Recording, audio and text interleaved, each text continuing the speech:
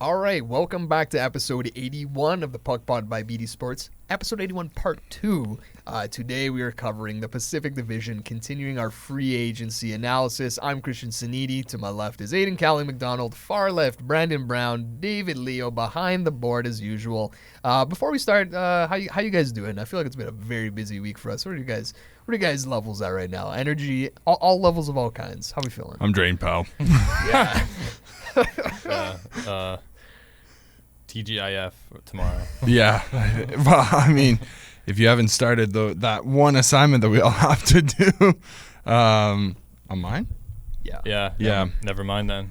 Yeah. Well, I mean, I did start. Yeah. I did start mine, but it's gonna take a lot. Yeah. Brenda, how you feeling? I mean, over there, bud? it's been a long couple of weeks for all of us. I think coming off of the reading week, but we'll have a little bit of reprieve, I think, after this weekend, and then we kind of have one thing following us around every week. It seems that we'll be working on. So Yeah. Fair to say, but the NHL takes no breaks. I mean, it is the off season right now, and news is slowing down. But at least as far as the coverage is concerned from us, no, we're still talking NHL. With that being said, I guess we can start with the riveting roster and the changes that were made in Anaheim. They added Jansen Harkin, 2 years, $1.55 million. League minimum contract. Guys, that's the only move they've made in free agency. What do we think about the awesome Anaheim Ducks free agency signings? Yeah, they're about as they're about as good as that team, dude. Yeah. Non-existent, basically. Yeah. I will say they did make two trades of like semi-significance that I guess you could substitute in as their free agency signings. Even then, that's like I'm giving them half marks here. But Robbie Fabry is now an Anaheim Duck. He was traded from the Red Wings for Gage Alexander. And Brian Dumoulin, defenseman from Seattle, now landing in Anaheim for a 4th-round pick. So, yeah, they definitely did more on the trade market than free agency. Depth moves either way. Do you guys like that Anaheim did nothing? Like, do you think they're just kind of basically going to go internal, just want that type of improvement? Or would you have liked them to see them go for more of the big fish, really improve the roster? I guess the silver lining is they didn't really reach or overpay for somebody, because maybe to convince a bigger guy to come to Anaheim, they might have to do that. So I guess I like the direction of, trusting the young guys they have right now. I mean, looking at their roster right now, I think their top 6 is coming together. I actually do like bringing in Fabry. I know I was kind of snoring at the beginning, but that's just a joke, because there wasn't any record-breaking, news-breaking headlines. I guess they don't view themselves as contending anytime soon, so why not just save that money until guys like Zegras and Carlson and McTavish continue to grow. So I'll give them a C, I'd say. yeah, I'd have to agree with Aidan. I think they're kind of playing the waiting game right now. Everyone knows Anaheim's got a swell of young players that are going to eventually make that jump to playing heavy NHL minutes and really contributing at the NHL level. I would have liked to see them. I like the Dumoulin move because he's a veteran defenseman. He obviously, him and Fabry help them, I'm sure, get to the floor. But other than that, it gives them kind of a little bit more security in terms of the depth of their lineup. I would have liked to see them go after another defenseman. Maybe nothing huge, but just, again, shore up their defense. Maybe give them a chance to, if they play well, maybe win some games and actually compete. So I think that's one thing I would have liked to have seen. Yeah, I think, honestly, I'm surprised that they went so kind of cheap in free agency. I know last year they went heavy, right? They brought in Alex Killorn, Radko Gudas as well. Ryan Strome. Ryan Strome was the year before, but still, so that's 2 years in a row. So I don't know. I guess it makes sense to lay off the pedal in that sense, but it's a team that hasn't had much upward trajectory. And they're going to need that internal improvement if they want to move up in the standings at all. And, there's pieces to like Mason McTavish, really good. Leo Carlson, I'm a huge fan of. I think he's still very underrated, not enough of a household name yet. Obviously, just a rookie last year, but Just wait. Yeah, what I've seen from him, I've really liked. So yeah, I don't know. I'm in between with Anaheim of whether I would have liked to see them do more, or happy that they're just kind of letting the guys grow. But we'll see. Maybe it's more on the trade market that comes later in the offseason. We'll move on to Calgary, who did a little bit more in free agency. They signed Jake Bean. He was one of those restricted free agents that weren't qualified. He signed for $1.75 million for 2 years. Ryan Longberg, fresh off a Stanley Cup victory, $2 million for 2 years. They extended Igor Sharangovich $5.75 for the next 5 years, and they also signed Anthony Mantha 3.5 times 1. A lot of variety there. Defense, forward, young, oldish. What do we think about this quartet of ads for Calgary? Well, they're clearly on a retool, but committing 5 years to Igor Sharangovich, who actually had a pretty good season coming out from Jersey, right? Like he was a consistent like 20 goal scorer on Jersey, and then last year did he hit 30 goals last year? I think he did. I'll verify for you. Yeah, regardless, I think he played like great all season. Yeah. Like there's 31 goals, 28 assists. Yeah. He's only 26. Giving him 5 years takes him right to 31. At that time, like in 5 years from now, maybe he's not. Like right now he's listed as their second line center. Maybe he's their third line center in 5 years. That's just a guy to help mentor a guy like Connor Zary who's coming up. Martin Pospisil is a young guy as well. They have a couple of young guys like in the minors. They probably need some more. Like they're clearly on a retool right now. They're not gonna be great. Also, definitely a choice that they made to stick with Dustin Wolf as their starter.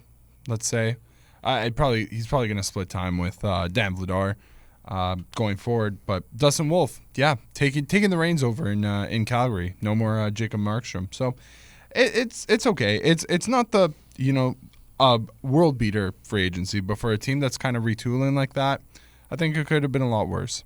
Yeah, actually, I like them bringing in Mantha. He had a pretty good year last season. Obviously, he started off in Washington and got traded to Vegas. And when we were kind of looking at, projecting where free agents would go, I figured Mantha would sign like a 1-year prove-it deal. So I like it from Calgary. If he shows up and, plays in their last season or even better, maybe you work on a longer extension. But if not, like, it's a 1-year deal. I don't really see a harm in bringing him in because, like, yeah, he's kind of had an up and down career so far, but I feel like there's definitely still some potential for him to play at a pretty high level consistently. Yeah, like these are, Sharangovich, I like the extension there. I think he can be an impact player eventually. I think for right now, he kind of will be one of their obviously best players, and that's great for him, in his career. But I don't see him, being a force to immediate success. So I like the Lomberg deal a lot too. I thought he really kind of came out and showed out in the Stanley Cup playoffs. So I expect him to be helpful and really drive some of their depth play as well. And then, like Aidan said, the Mantha deal is interesting for sure. We'll see what he can do and where he ends up eventually after this 1-year deal. I agree with you, Brandon, on just the Lomberg edition. I think that might be my favorite of the bunch. It's kind of like your quote unquote culture signing. He's only going to be playing on your fourth line 10 minutes a night, but he brings just a work ethic to that team, and obviously now Stanley Cup pedigree. Which Calgary could definitely use, even if it's retool or rebuild. The Sharangovich extension, I'm a little surprised at the number. I think 5.75 is a bit much. Even 5 flat would have been nicer because I think, like we're saying, can he contribute? Yes, but I think ideally on a team that I wouldn't even say like Stanley Cup contender, just a playoff team, I think you want him on your second line and not necessarily as a play driver, kind of one of the secondary pieces on a second line. So we'll see. Obviously, it's a good contract for him, and doesn't look like Calgary's going to be sniffing the playoffs anytime soon. So, we'll see. Definitely a transitional period in Calgary. Let's move across the province here, sticking in Alberta. The Edmonton Oilers obviously fell to the Florida Panthers in the Stanley Cup final. They made a lot of moves, and a lot of those moves were just keeping around as many guys as they could from the Cup run. Adam Henrique signed for $3 million for the next 2 years. Troy Stetcher, depth signing, 1.575 for 2 years. Matthias Janmark, part of that really, really good third line for them, 1.45 for the next 3 years. Jeff Skinner, 3 times 1. That was one of the more surprising moves that I think everyone was keeping an eye on. So he ends up there. They bring back Corey Perry, 1.4 times 1. Josh Brown, $1 million times 3 years. That's a little bit of a weird one to me. And Victor Arvidsson, $4 million for the next 2 years. And lastly, Connor Brown, $1 million times 1. So he sticks around. I'll mention too, actually, Calvin Pickard. He got a look there in the playoffs for a brief amount of time. $1 million times 2, presumably to be the Edmonton backup. And on the trade front, this was actually a pretty big one. Happened after free agency on July 5th. They sent Ryan McLeod to the Buffalo Sabres as well as Tyler Tullio, and in return they got Matthew Savoy. Pretty big deal that went down. You guys can take it where you want, free agency or the trade first. Yeah, I mean, listen, it seems like the rich are getting richer in Edmonton. I feel bad for Calgary fans. They've literally watched their bitter rivals kind of rise up, beat them out a couple of years ago, kind of honestly knocked their franchise like just out of contention of everything after they lost to them in the playoffs. And now it looks like the Oilers are loading up for at least one more year of trying to get a cup. I love all their forward signings. Henrique, Skinner, Corey Perry, Victor Arvidsson, like those three, four, even like re-signing like Matthias Janmark. Man, I don't know who competes with that forward group right now. Which edition do you like better there, the Arvidsson one or the Skinner one? You're making me pick between like chocolate and like I don't know, chips or something like that. Like chocolate. I would say just chocolate and vanilla, man. Like they're probably pretty good. I don't know, but it's not even a competition. Yeah, man. Wow. Tough. No, it's I don't know. I don't even know, man. I've loved Arvidsson for a long time on Nashville. Big part of their cup run in 2017. Not a big part, but he was on that team. He was one of those like underrated guys that like him, Sissons. There's a bunch of guys who nobody knew about that. Yeah, definitely stepped up. Really had a great year, great playoff. Jeff Skinner as well, man. Like never played in a single playoff game and could very easily. Can we not see him lifting the cup by this time next year? Right? Like no, Corey Perry's on the team. They're not allowed to win the cup, and Jeff Skinner's not allowed. They're at least gonna make it to the cup finals. They're either gonna lose in the cup final or miss the playoffs. Yeah, like who knows? But realistically, like there is no team in hockey right now that can match up, at least forward wise.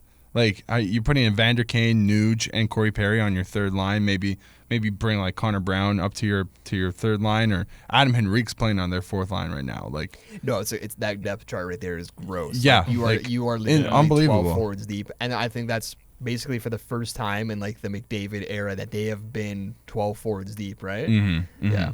Yeah, or at least like where they could, 100%, where at least they have more than 6 forwards basically scoring a bulk of their goals. Because that's what it was. For the longest time, it was Connor and Leon sucking up most. Then it became Hyman in there. Then Nuge was in there. And then it was literally after that, it was like, who else is scoring on this forward core? It was Derek Ryan, basically, right? Yeah. Derek Ryan had 10 goals one year because like nobody else could score.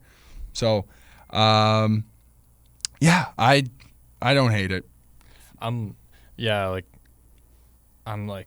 pretty close to a perfect offseason for the Oilers. Like, not only did they bring back like guys like Henrique, Perry, and Brown, 3 key contributors to their cup run, but they also added to it with Skinner and Arvidsson. So yeah, I thought they did a really good job. Maybe they could have done a move on defense, but still, like, their decore's nothing to scoff at. And then the trade, I mean, just getting, what was he? Savoy was like a top 10 pick, right? He was in that range, or he was around there, yeah. Okay. Yeah, like, and then adding a young prospect to bring up too and add to this core. So, and the only team, Dave, I can think of that could rival Edmonton as far as forwards is Nashville, but we haven't seen them together. Like, we've seen the Oilers together and they just added to it.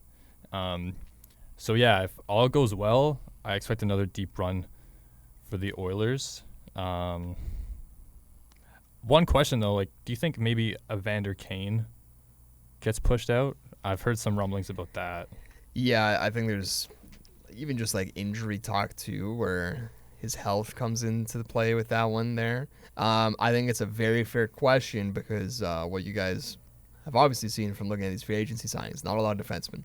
It is basically the exact same decor that's coming back. They added Josh Brown, like I said, that's a very weird one to me. I just don't know why you're giving 3 years to a 7 defenseman, but yeah, it's the exact same decor coming back. And if you want to make any changes there, just from looking at that at the forward core, Kane is the one that makes the most sense, whether that's an LTIR move or in a trade. Yeah, if you're looking to get any space, that's where it's going to happen. What do you think about this, Brando? What do you think about the Oilers here? I like what they did a lot. I think the Arvidsson move is a good one. It really shores up what was already a fantastic offensive group, as everyone's alluded to. Aidan's right though. I thought they could have upgraded their third pair. I thought that was where, if there was anything, that's where the depth was kind of lacking for the Oilers, and that is kind of what I would have expected them at first guess to try to work towards. But maybe they have something cooking in the background where, acquiring some of these other pieces, as Cristian said, kind of puts them in a position to maybe do something unexpected. But yeah, I like what they've done. There's no way that they haven't gone backwards, in my opinion. And it's also made all these moves with Ken Holland stepping away, which I also think adds to how impressive it was. Yeah, if anything, maybe we're finding out what happens when someone other than Ken Holland is in charge, because these are some smart moves. We'll see if the trend continues. But yeah, that Savoy trade, it's definitely, on the surface, it looks like a good one. Savoy has a ton of pedigree, and McLeod, while he's good, I don't know if he's got even close to the ceiling that a Matthew Savoy would. High risk, but potentially a high reward for the Oilers. Did well to maintain their spot as a contender in the West. Meanwhile, in LA, this is a team that has obviously fell to the Oilers the last 3 postseasons in a row in the first round. Did they do enough really to improve themselves to contend with a team like the Oilers? Not really. They brought in Trevor Lewis, Phoenix Copley back as the backup, and the Trevor Lewis deal is just league min. Joel Edmondson was their biggest signing, $3.8 million for 4 years, and Warren Fogle, I think it was 3.5 times 3. So yeah, it really is Edmondson and Fogle there that are the big ads. What do we think about these two additions for LA? I don't know, if you're gonna try to beat Edmonton, maybe nab one of their players. So they did that. Yeah. I would have thought maybe Edmondson would have re-signed with the Leafs, but at 3.8, it's a lot. That's a lot. Yeah, I think it's a bit of an overpay. Yeah, I feel like they'll be competitive. Like, I think they'll be very similar to this season. But not even just that, but then also adding in Tanner Jeannot as well. Like, they clearly had a mission for this offseason, and it was to not be bullied by the Oilers. I'd say not be bullied on the score sheet by the Oilers. Maybe bully the Oilers back, and I guess to an extent they got that with, like, Edmondson is, we saw it in Toronto, money again for and against the Leafs, right? He is the cross-check merchant. That guy will cross-check you in your grocery store if he has to, just to make his point clear. Joel Edmondson is a very dirty, but he works around the edges type of guy. And same thing with, like, Tanner Jeannot. He is not somebody who will lay back. Like, we've seen it before. He'll go in your face, and he's also willing to fight. I think all these moves are just basically trying to beefing up, let's say. I don't know. I don't see them, like, do those moves alone put them over the top against the Oilers in the first round? I don't think so. It might bring them an extra game. Like, they've kind of been going backwards now the past three years. Like, they lost in 7 the first year, they lost in 6 the year out, like last year. This year they lost in 5. So I don't know. What do you guys want? Do you guys want to lose in 6 again? Maybe, like, I don't know. That's probably the best I could see them doing going forward. The rest of the team is, like, it's fine. They have a lot of like, there's some promising players on there, like Quinton Byfield in particular. I really, really like. Do they not have, who else? Do they have somebody else in the minors? Jordan Spence is a guy who's going to get some more time. He's a younger guy coming up on the right side. Even Brant Clark, like another year with like putting Brant Clark on the team. Yeah. Brando, between Joel Edmondson, who I think we're in agreement on, they paid him a ton, and Warren Fogle. Does Warren Fogle make up for what Joel Edmondson's high cap hit brings? I mean, I think he does. Forgive me, I'm not seeing a number here on Fogel's. Yeah, I think it's 3.5. But I mean, I don't think that is like a cheap deal for Warren Fogle either. Like I think that the Kings tried to kind of fill in the areas where they thought they needed help, and that's great. And I also think that they probably just didn't see a fit with any of the higher caliber players in this offseason because they have the space, they have room to kind of maneuver. Obviously, we saw what they did, shipping out Dubois. I think that was a smart move as well. But it puzzled me a little bit to not see them be as aggressive as we might have thought, especially seeing them kind of stumble into the playoffs and maybe feel like they might have been missing something. But maybe they feel like that internal development is going to really shine through this year. Like Dave said, they've got some younger players ready to kind of come through and play significant minutes. So I think they for me, it's a toss-up. They could go either way. I don't know. Two names that like I'm just seeing down on this list that I don't know if we really talked about. Like two guys that they really do need to start at least show up or show out. Like it might be make or break time for Alex Turcotte and Arthur Kaliev. Like those are two guys. Like Kaliev's an RFA right now. Turcotte's he's got 3 more years on his deal. I don't think he's ever burned a year so far, but he's 23. Those are two guys like high draft picks. What are you gonna be? I've heard it before. Like, and there's a lot of players in this league that probably got they got the shit end of the COVID-19 stick. They weren't able to play hockey. Some of these guys for almost a full year. Some guys' development have been really like uprooted. Quinton Byfield was another one of those guys. Like he didn't really light up the league to start out, but after a couple of years, he really matured and he's starting to develop and he's starting to get along. So now with Alex Turcotte and Arthur Kaliev, those are probably two of the biggest questions Rob Blake has to look at going forward. Everybody else seems to be doing their thing. Can those two now make the jump full time and also be productive in whatever spots that they're put in? I don't know. That's just probably something that Rob's going to have to look at going forward. Kaliev's been around long enough now where he's definitely in like basically trade territory. Pretty similar to, I'd say, the Nick Robertson situation. I would not make that trade. But I think that's kind of where he's at. I wouldn't be surprised if he's... And Dave's right. Like when you throw in a guy like, for me, Alex Laferriere, who last year kind of showed out as a rookie, and you put those three, not together, but you look at them and you say, we want to give them more opportunity next year, whether they sink or swim, right? And then from there, they kind of look and say, is there a fit with some of the guys that are available? And if not, I think it's smart to go with the guys that you have and give them that opportunity. You never know.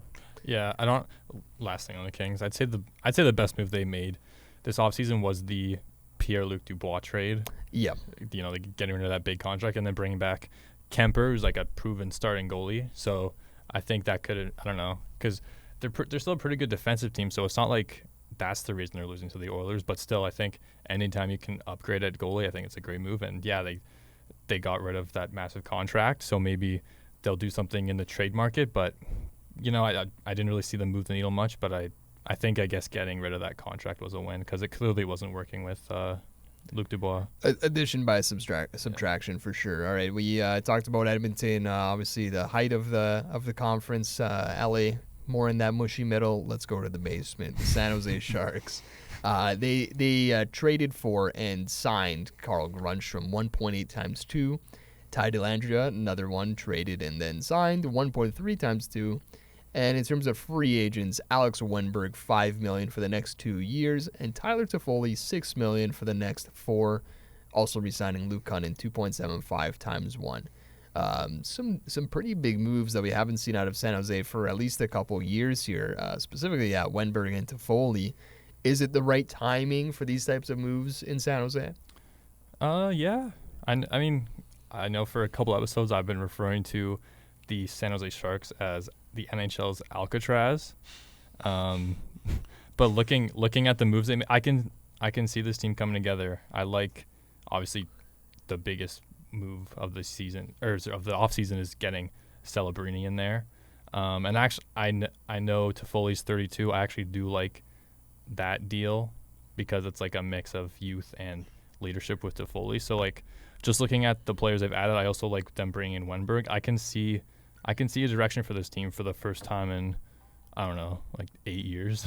Yeah. So yeah, I'm not gonna trash on the Sharks anymore. For the offseason. We could, but they're no longer Alcatraz in my mind. That might move to Anaheim. They definitely have pieces to get out of the. I don't think they're a basement team anymore. Like they're at least not locked in the cellar. They're making their way out of. They're climbing up the steps. Let's say out of the basement. Man, Thomas Bordeleau playing on their right now he's listed on their third line. Like he's a player. I really like Thomas Bordeleau. I don't not like any of those signings. Tyler Toffoli in particular is a player that I've wanted to on the Toronto Maple Leafs since 2014. Probably since he won that cup in LA in 2014 where he was going off. I've wanted him on the Leafs for so long, and you know what? For him to he's been there before. He's gonna go to San Jose and he's gonna help mentor Celebrini, Will Smith. Like that's the type of guy that San Jose needed to target, and I'm glad, let's say, that Celebrini and Smith are both gonna get a mentor like Tyler Toffoli, because I think he'll do a pretty good job there.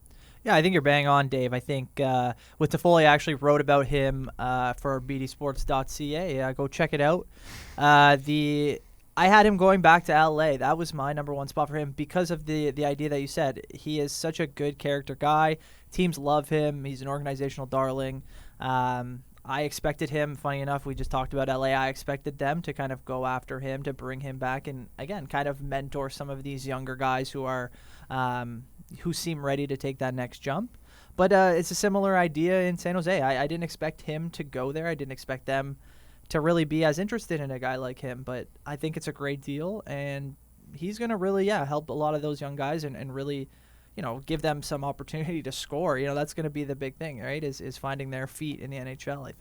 I think he helps them do that in a good way. And Wenberg, too. He's a good player. He can really help them. Not to go back to LA, but I think the Toffoli point is a really good one because LA definitely would have had the money to go after him between the 3.8 to Edmondson and 3.5 for Fogle. So, they definitely could have been the play. Obviously, instead, he's here in San Jose. It does feel a little early to make a signing like that one, but I like the ambition. I like the confidence in the team because it definitely looks a lot better than it did last year, specifically on the forward front. I think there's still a lot of work to do defensively, but yeah. Oh, yeah. Big work defensively. Yeah, we said the Oilers are 12 deep at forward.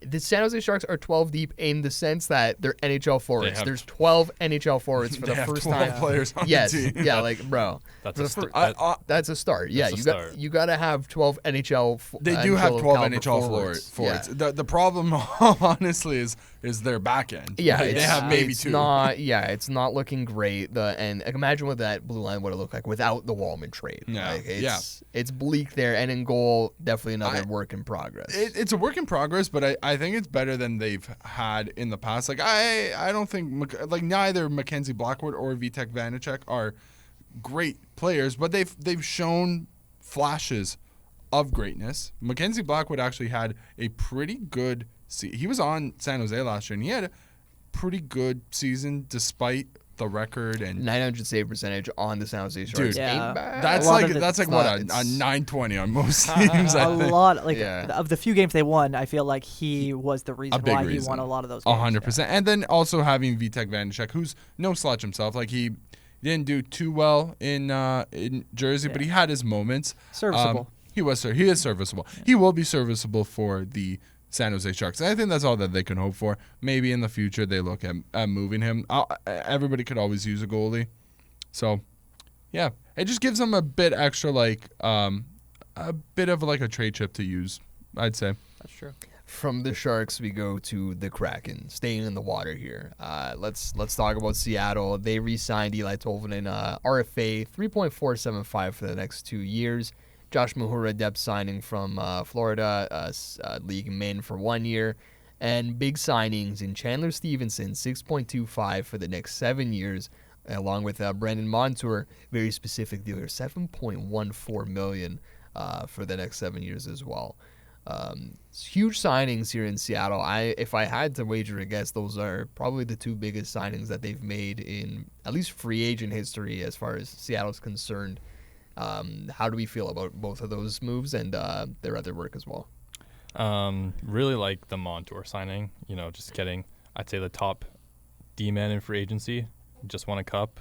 Kind of locking him in to your team for his prime. I really like that contract. Not really sure how I feel about Stevenson. Like the 7 years, $6 million.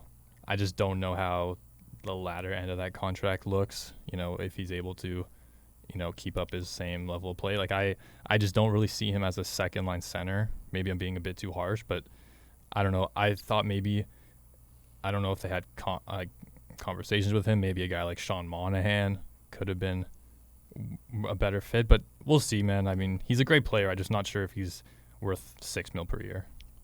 Yeah, I think that's fair. He's actually he's their top, like their highest paid forward, which is that's so crazy. Yeah. That Chandler Stevenson's their top ranked.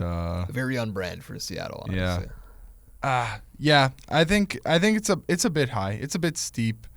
But they do have a little bit of extra money to play around with. I think it's fine. There might be a little bit of buyers. This might be the first one that we've seen so far where I could say there's probably going to be some buyer's remorse in a few years. Yeah, that's what I'm thinking. Yeah. Other than that, adding Montour onto that defense right now, that's a really, really scary looking defense core. They've always kind of since they've come into the league, they've kind of emphasized their defense as their strength over their offense. And their first year, I think they finished like almost dead last in goals against. So I don't know how good Ronnie Franchise is at putting together a decor. But this one looks pretty good. Still rocking with Philip Grubauer and Joey Daccord in net. That's a tough look there, pal. Grubauer had a rough year. Yeah, he's had a rough few years. Yeah. Shout out Grubworm. But I mean, a couple episodes ago, I think we were talking about the Kraken, and I was joking, but I was like, I kind of forgot they're in the league. But I was, credit to them for going out and making a move like this. Especially with Montour, I feel like it kind of came out of nowhere. Yeah, another thing too, it just like that Stevenson signing does it not push Shane Wright down a little bit, or like does now Shane Wright really have to? He really either has to step it up. He hasn't played too well in his couple of short stints in the league. I think either he has to step it up. He either moves to the wing, like that should be his spot for me. I think it definitely pushes him down, maybe it stunts him a little bit, but I think it's also about insulating him a little bit and just kind of giving him the opportunity to not have to go, whether it's 2C right away starting the season, right? Like it kind of gives him the option to maybe build into it, right? Maybe on the wing, which would be crazy because you give Stevenson all this money and then you say, hey, maybe Shane Wright will just just hop in there, yeah. But you're 100% right. It is kind of an interesting situation developing there. I just thought of a random trade idea here that I'll throw out before I get into my thoughts about Shane Wright Seattle. for Mitch Marner, is that your? Well, no, it's Shane Wright, but is there not a fit for like Shane Wright, 1-for-1 like Yaroslav Askarov? Like to me, that makes a lot of sense because I'm looking at the Seattle roster and it's really balanced. Like once again with the 12 forwards, those are 12. Not just NHL forwards, quality forwards. Yeah. Even on defense, Riker Evans is the only guy who's unproven, but there's a lot of hype around him stepping into their blue line next year. Yeah, and it's really just goalie where I'm just like, it's not just one question mark, it's two question marks. I know Decord has been good, but to expect him to be your starter on a team that that has playoff ambitions, not seeing it. The Montour signing, I did write about Montour and Stevenson. Didn't have either of them going to Seattle. The Montour one is a little bit more puzzling to me because I'm just confused on who's going to run this power play. You already have Vince Dunn, and he's good at it. He's really good at it. And they had just signed him recently, I want to say, if not last year, 2 years ago, to a similar AAV.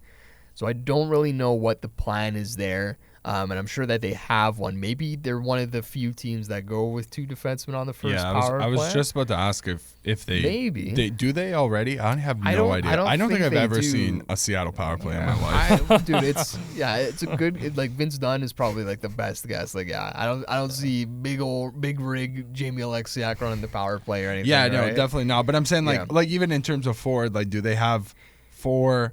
I think they do. Like they have options, but they have I options. Think now their best option is probably to run Dunn and Montour. Yeah, maybe they go one per unit. They could, but so many teams now just load up on the first unit. That's why I'm saying I don't know if this signing makes sense because if you do that, you're wasting one of these guys, at least with their best asset. Like as good as Montour looked great at 5-on-5, I think because he plays on Florida, where he's got a bunch of guys insulating him, and he's still going to be on a good blue line here. But I think you want Montour there in the first place for power play reasons. For sure. On Stevenson, 6.25, I do think it's a little bit high.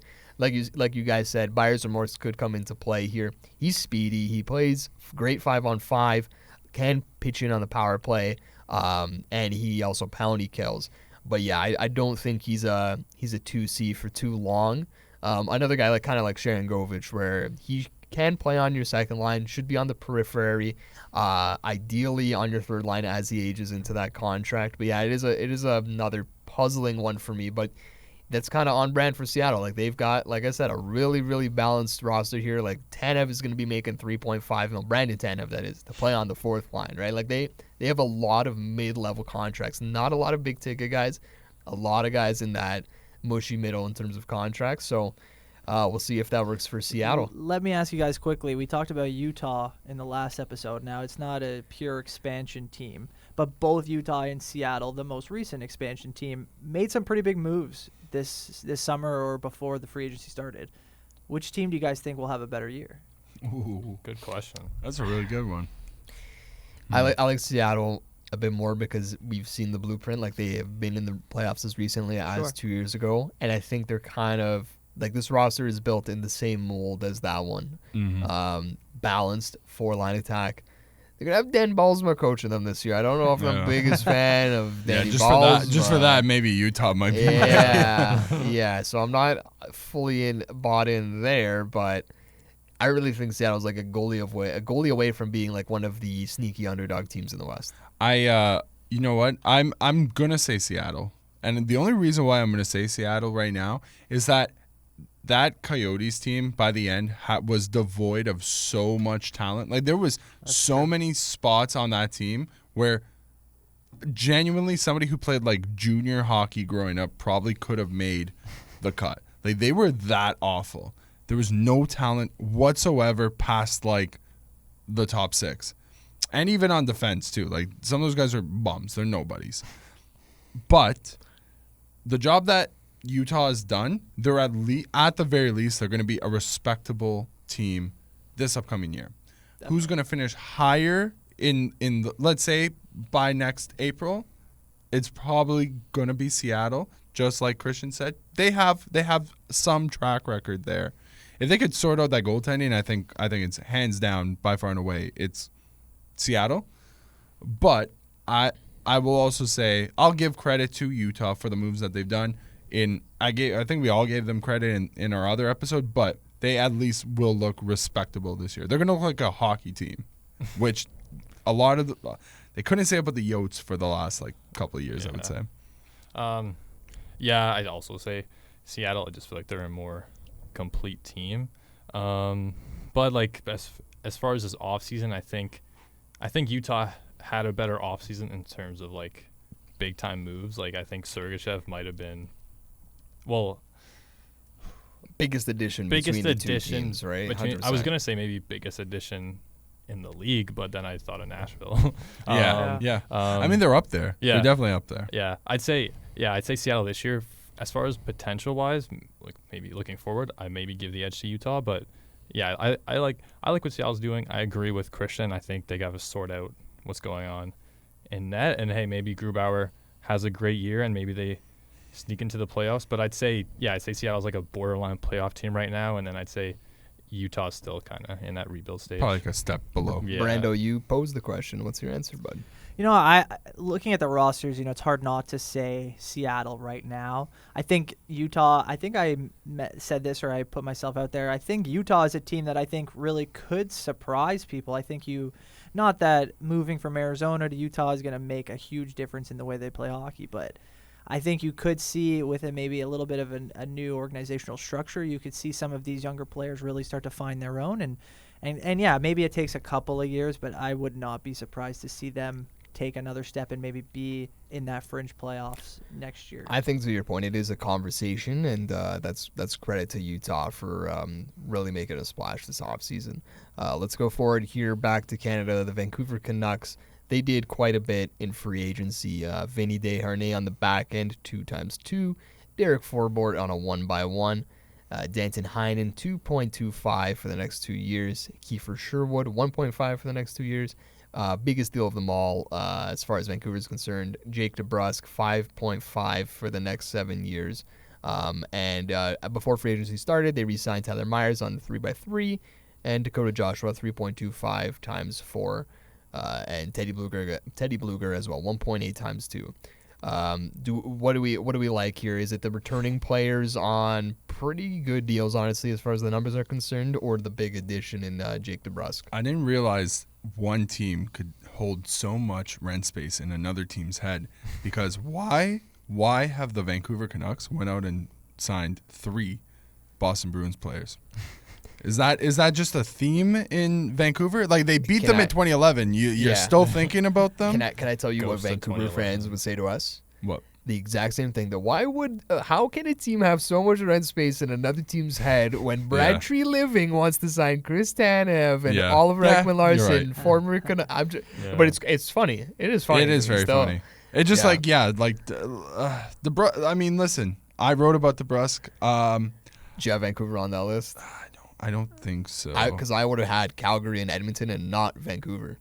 I right? might have had Edmonton. I honestly, I don't remember who I put on. I had him. I don't even remember, honestly. Yeah, honestly, I don't know. Vancouver just didn't really strike out to me. And then you got Derek Forbort. Okay, one by one is whatever, but Danton Heinen 2x2.25, like just like as long as he's a mainstay on your third line, okay. Sure. Yeah, like he's a guy in a pinch, like injury concerns, you can move up and down, but like I don't know, I mean, you got right now on the left side they have like Hoglander, Dakota Joshua, Vasily Podkolzin. Yeah, like, it's a lot of question marks there. It kind of feels like because they struck out on Lindholm and Gensel. Mm-hmm.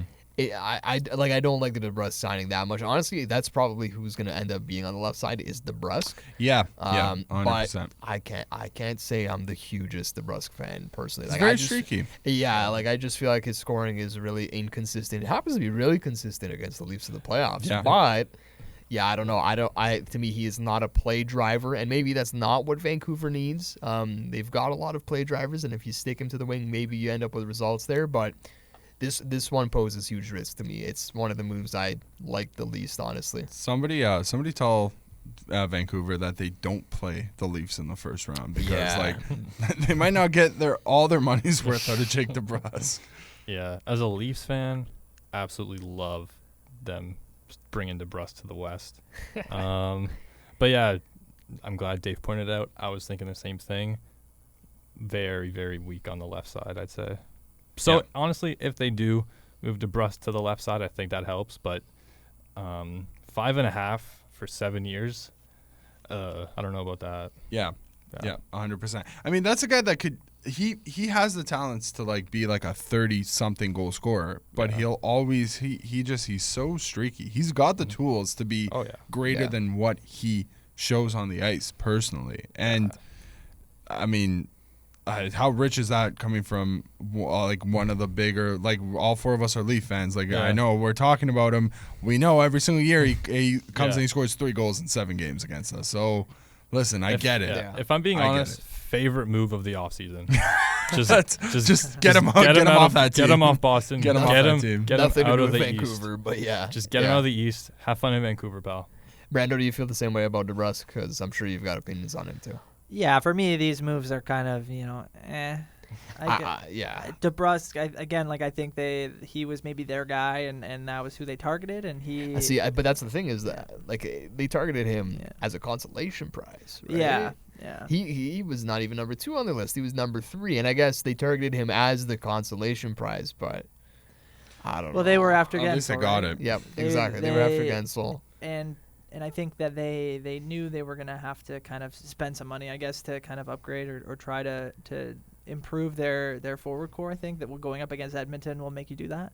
But, I don't know. I think, like you said, Christian, I think it's a little too much money for a guy whose career highest point total is, I think, 50 points. And you're going to get him 7 years at 5+. It's a tough. It's a lot. It's a tough look. It's a lot he's going to have to live up to there. 2 things. I think the part of their offseason that I've liked the most is retaining guys who were on higher deals at lower cap hits. Tyler Myers was making 6. He's now making half of that. And Teddy Bluger, he should have got a raise from what he was making last year. I think last year he was actually making 1.9 just for the 1-year deal. And so he gets 2 years of term this time, but he's only making 1.8 mil. And yeah, I've made this comparison before. To me, it's like that deal makes the David Kampf one that Tree Living signed last year look a bit worse, honestly, because I think they give you very similar production and just bring the same tools to the table, right? Mm-hmm. And that's coming from a big David Kampf fan. Danton Heinen, though, I like him. I shouldn't say mind. I don't like them all. I do like him. I think it's a good deal. Another Leaf killer. Yeah. Can I tell you guys my actual favorite addition on this roster, at least when you compare the Canucks from last year to this year? New addition, as far as regular season is concerned, Artur Silovs. I think that's my favorite addition of the bunch. To me, Demko, we've seen that he can't stay healthy. That's the one thing that we've learned about Demko, and that is consistent. And unless that changes this year, I think Silovs is going to get a chance to at least show that the playoffs weren't a fluke. He's someone that I've been a big fan of even before last year. He's I believe he was MVP or either MVP or best goalie at the World Championships. Not the one that just happened, but last year.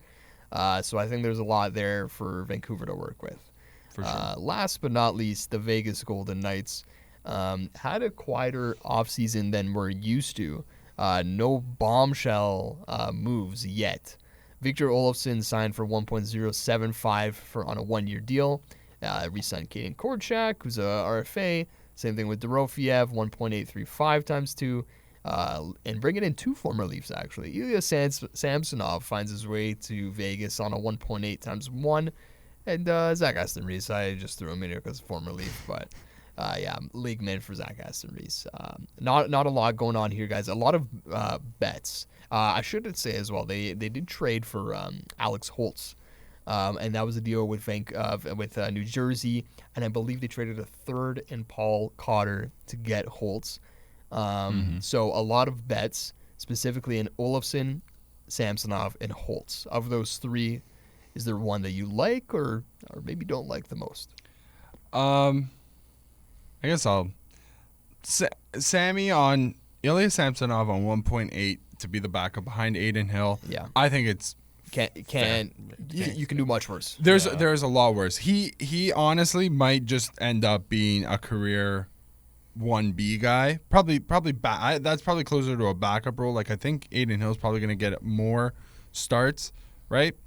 But if Ilya Samsonov can just come in there, keep his confidence, I think that's fine. That's pretty good. That's probably that's got to be their biggest signing, and not in terms of actual money, like you pay Dorofeyev the extra year, but yeah, bringing in Ilya, it's sorry, Vegas fans. Like you've been here. What is it? 8 summers now, and you've just seen money getting thrown around. Like sometimes you can't always do that every year. Yeah. Listen, their pieces were put in place from the past, right? You know, Barbashev, Jack Eichel, Thomas Hertl, Mark Stone. Like all those guys were brought in on big deals, whether through trade or through free agency in years past. Like that's how they're going to be running going forward. Like there was I don't think there was going to be a way that they were going to bring in somebody like Steve Stamkos on. I just didn't see something like that happening. There was talk of them like getting ready to take a run at Gensel, which is crazy. Yeah, even that too. I didn't really see it happening. I think they kind of made their bed in years past, and right now they're just kind of working around the edges. We'll see. Like you said, Christian, like there's a lot of bets on this team. Now here's the thing with betting. You can lose all your bets. Here's the thing with betting. It's never been done in Vegas before. Yeah. I was just about to say, Vegas doesn't know this too well. Let me teach them a lesson on how to bet, okay? Yeah. They could miss on all of them. There's a very realistic chance that all those, like that could all be misses right there. I like the Alexander Holtz bet personally. Yeah. I've been a fan of him like since before he was drafted. Yeah. To me, him plus the Olofsson signing, there's a clear skill that they're targeting there, shooting, right? Those guys are pure shooters. For sure. And I don't really know if that's something that I would have said Vegas was missing last year. So I'll be curious to see like how that plays out, because to me, just from those two signs, it feels like they targeted elite shooters. Sure.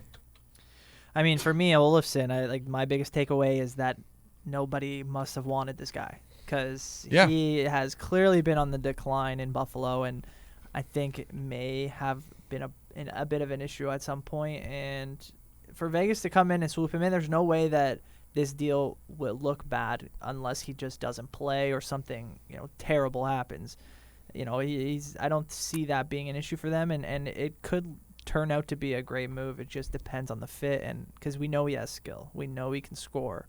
It's just about whether or not he can get in there and find his fit and make it work. That'll be the biggest thing with that deal. Yeah, I agree with Dave with Samsonov. I think putting him in a I'd say solidified backup role is a great spot for him right now.